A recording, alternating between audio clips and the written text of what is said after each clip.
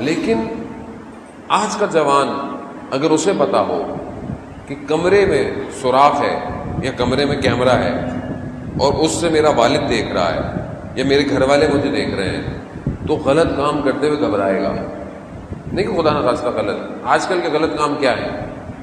آج کل کے غلط کام تو یہی مصیبت جو مشکل ہمارے ہاتھوں میں یہی سب سے بڑا غلط ہے. گناہ آسان ہو گیا ہے, گناہ سستا ہو گیا ہے اور ایک ٹچ پہ ہے, یعنی صرف ایک ٹچ کریں گناہ, نہ چاہیں پھر بھی گناہ. اب اگر پتا ہو کہ برابر میں کوئی بیٹھا ہوا ہے تو غلطی سے بھی کچھ کھل گیا تو بند کر دے گا, صفحہ ہٹا دے گا. لیکن اگر نہیں بیٹھا ہوا تو کیا کریں گے؟ موقع دیں گے, چلو دیکھتے ہیں کیا. ایسی ہوتا ہے نا, دیکھتے ہیں ہے کیا. اب جب ایک دفعہ گئے تو یہ وادی شیطان کی ہے, یہ ایک دفعہ بلاتا ہے پھر رسوا کر کے نکالتا ہے انسان کو. یعنی انسان کو اندازہ نہیں ہوتا کہ اس کے ساتھ ہوا کیا.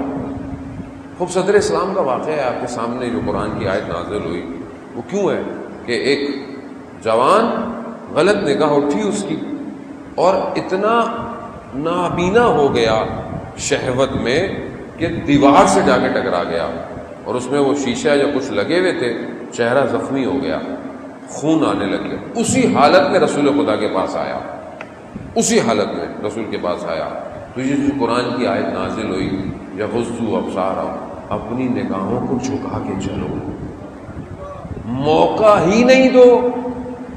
جب آپ موقع دیں گے دیکھنے کا تو وہ اندر آئے گا, اور جب وہ اندر آ گیا تو وہ تو خود کہتا ہے میں تمہارے اندر حرکت کرتا ہوں. اب آپ بولے کہ نہیں مجھے تو کچھ نہیں ہوتا, مجھے تو کچھ نہیں ہوتا, میں تو بڑا ہو گیا ہوں. عزیزان محترم, شیطان 4 یا 6 مختلف روایات ہیں, کم سے کم 4000 سال اس نے عبادت کی ہے, یا 6000 سال اس نے عبادت کی ہے. اور یہ جو سال ہے نا, یہ سورج والے نہیں ہیں, اس نے عبادت کی ہے, ریاضت. یہاں تو 10 دن نماز پڑھو, بولو نظر نہیں آتا مولانا میں رات کو اٹھتا ہوں کچھ معاملات. اس نے 4000 یا 6000 سال عبادت کی. اس کی ریاضت کتنی ہے؟ وہ کس چیز سے واقف ہے؟ یہاں آپ 40 دن کو چلا کاٹیں آپ کو ویسی نظر آنی شروع ہو جاتی تھی. اس نے کتنے ہزار عبادت کی ہے؟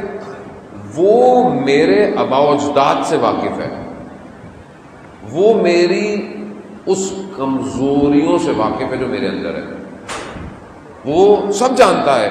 وہ وہیں پہ آ کے حملہ کرتا ہے کہ اس کی کمزوری یہی ہے, اور وہی گراتا ہے, اس کو اٹھنے نہیں دیتا. لیکن اگر شخص یا جوان غلطیاں کرتا رہے اور اس کے بعد 2 رکعت نماز پڑھ لے تو شیطان کی ناک کو رگڑ دیتا ہے,